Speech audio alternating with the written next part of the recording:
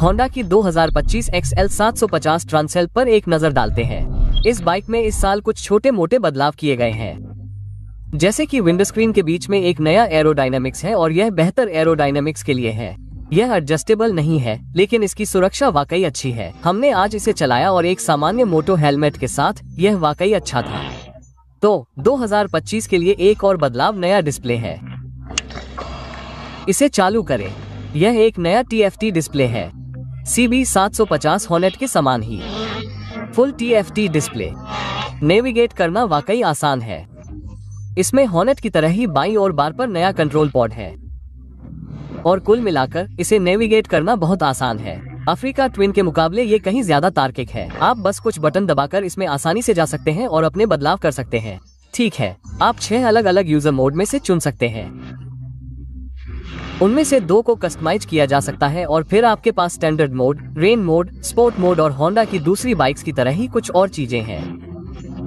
लेकिन कुल मिलाकर मुझे लगता है कि यह नया इंटरफेस वाकई अच्छा है। ब्लूटूथ कनेक्टिविटी के लिए यह iOS और एंड्रॉइड के साथ काम करता है। आप होंडा के ऐप का इस्तेमाल कर सकते हैं और अपनी स्क्रीन पर कुछ जानकारी पा सकते हैं और नेविगेशन और ऐसी ही कई चीजें कर सकते हैं। तो ये 2025 ट्रांसेल्प में वाकई एक अच्छा बदलाव है।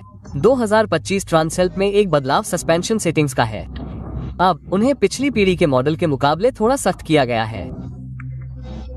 और हालांकि इस बाइक में अभी भी दोनों तरफ केवल प्रीलोड एडजस्टेबिलिटी है, कोई डैम्पिंग एडजस्टमेंट नहीं है। कुल मिलाकर शोवा, शॉक और फोक में कई तरह की राइडिंग के लिए बहुत अच्छी विशेषताएं हैं, चाहे डामर से लेकर फायर रोड तक और कुछ भारी चीजें जो हमने आज की है। कुल मिलाकर मुझे लगता है कि उन्होंने सेटिंग्स को सही से सेट किया है, ये देखते हुए कि इसमें एडजस्ट करने की क्षमता बहुत कम है और इसमें कुछ खास कमी भी नहीं है। मुझे लगता है कि वे दोनों ही जगह बहुत अच्छे से काम करते हैं और यह कई तरह की राइडिंग के लिए एक अच्छा पैकेज है। एक और अच्छी बात यह है कि ट्रांसेल्प में एक up down quick shifter standard आता है और यह बहुत अच्छा काम करता है।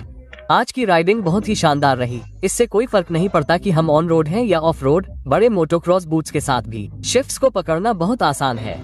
हो सकता है कि आपको कुछ बूट्स के साथ लीवर की ऊंचाई को थोड़ा एडजस्ट करने की जरूरत पड़े, लेकिन कुल मिलाकर ऑफ रोड राइडिंग के दौरान क्विक शिफ्टर बहुत अच्छे हैं। इसे ऑन रोड और डर्ट दोनों जगह इस्तेमाल करना बहुत मजेदार है। ट्रांसेल्प 750 के इलेक्ट्रॉनिक्स पैकेज के बारे में हमारी एक ही शिकायत है कि ABS और TC सेटिंग्स चाबी के साथ बदलते रहते हैं। तो अगर आप उन्हें किसी खास मोड में लॉक करने जा रहे हैं, मान लीजिए कि आप कस्टम यूजर मोड चला रहे हैं और आपका TC और ABS बंद है, अगर आप चाबी घुमाते हैं तो वे अपनी डिफॉल्ट सेटिंग्स पर वापस चले जाएंगे और आपको उन्हें फिर से सेट करना होगा। तो अगर आप सामान्य राइड पर हैं जहां आप बाइक से नहीं उतर रहे हैं और आप बस चौराहे और ऐसी ही जगहों पर रुक गए हैं, तो हम किल स्विच को बंद कर देंगे लेकिन चाबी को बंद नहीं करेंगे और फिर वे सेटिंग्स तब तक रहेंगी जब तक हम अगले स्थान पर नहीं पहुंच जाते। लेकिन फिर लंच के बाद आपको वापस जाना होगा और उन चीजों को रीसेट करना होगा ताकि यह सुनिश्चित हो सके कि गंदगी के लिए आपकी सेटिंग्स उदाहरण के लिए ठीक वैसी ही हो जैसी आप चाहते थे जब आप उड़ान भरने के लिए तैयार हो। तो ट्रांसेल्प 750 में CB 750 हॉर्नेट जैसा ही इंजन है और यह 755 घन-सेंटीमीटर parallel twin engine adventure bike के लिए ट्रांसेल्प में बहुत अच्छा फिट बैठता है।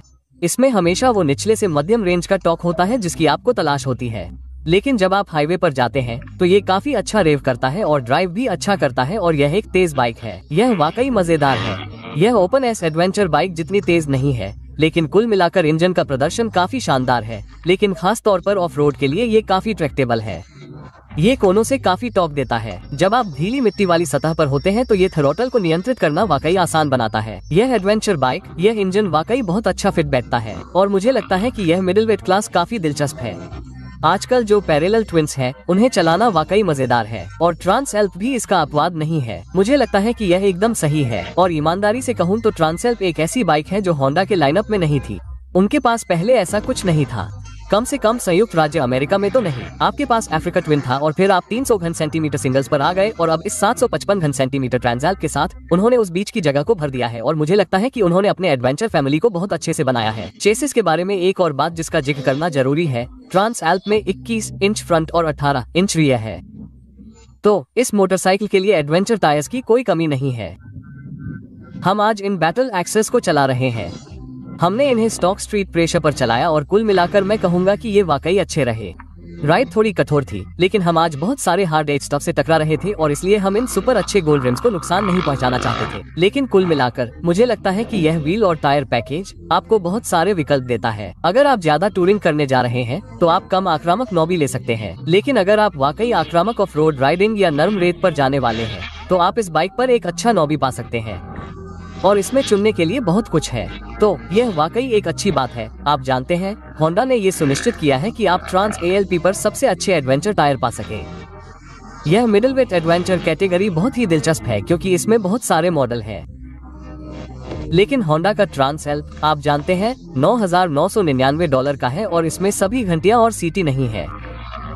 इसमें क्रूज कंट्रोल नहीं है, इसमें एडजस्टेबल विंड स्क्रीन नहीं है, बस कुछ बुनियादी चीजें हैं। लेकिन कुल मिलाकर इस कीमत के लिए यह एक बहुत अच्छी एडवेंचर बाइक है। मुझे लगता है कि आप इसे एक्सेसरीज से सजा सकते हैं और इसे अपनी पसंद के अनुसार बना सकते हैं। और यह अफ्रीका ट्विन से हल्का है, इसे संभालना आसान है, आप इसमें एक अच्छी जगह पा सकते हैं।